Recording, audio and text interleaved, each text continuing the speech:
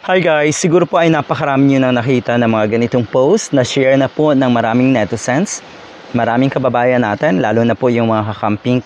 At sa tingin ko talaga ito ay napakasaklap. Hindi para kay Tony Gonzaga. Sa tingin ko mas lalong nalungkot si Joey De Leon dahil alam natin na, di ba, pag sinabing Joey De Leon nakasama sa isang pelikula, talagang expected natin na magiging blockbuster. Pero anong nangyari?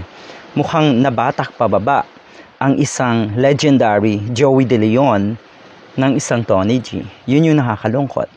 Dahil totoo hindi lang po dito sa sinihan or particular movie house na ito sa Makati nangyari na first day and last day ang showing ng pelikula nga ni Panga.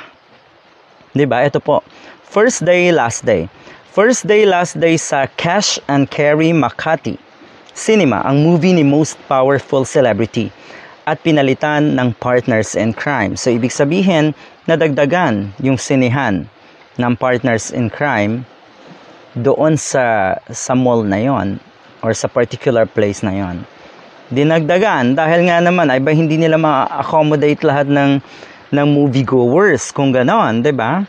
So, nakita agad on the first day na nilalangaw. Totoo yun, napaka-importante ng first day.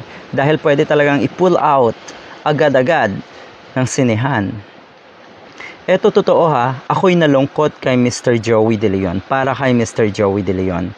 Natuwa ba ako dahil eto ay nangyari kay Tony Gonzaga? Slightly, yes. Medyo may kayabangan lately, di ba?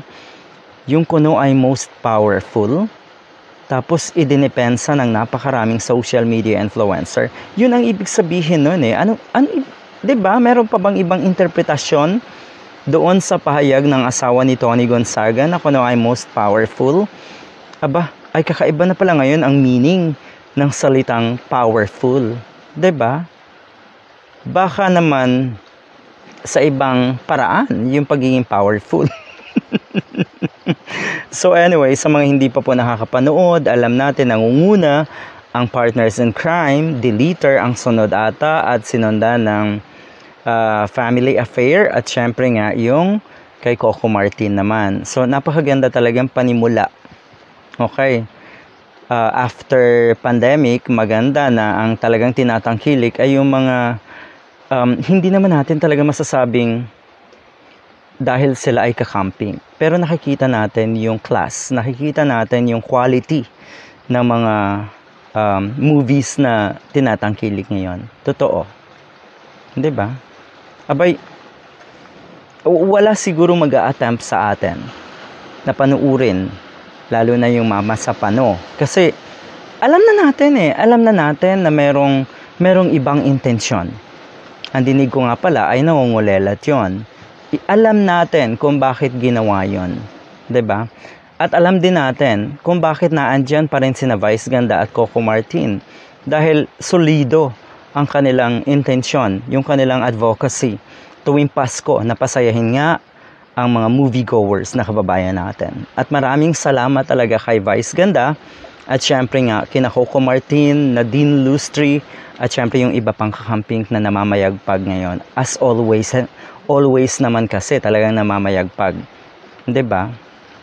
Pasensya na sa mga celebrities na pulangaw. Pasensya na. Mukhang nagkamali kayo. Mukhang inakala nyo na totoo yung lakas noong panahon ng eleksyon. Ulitin ko dahil po kasi kontrolado ng isang gobyerno, ahensya ng gobyerno, kaya nanalo. Kaya kayo ay nagwagi. Pero isang beses lang yon, doon lang yon, hanggang doon na lang yon.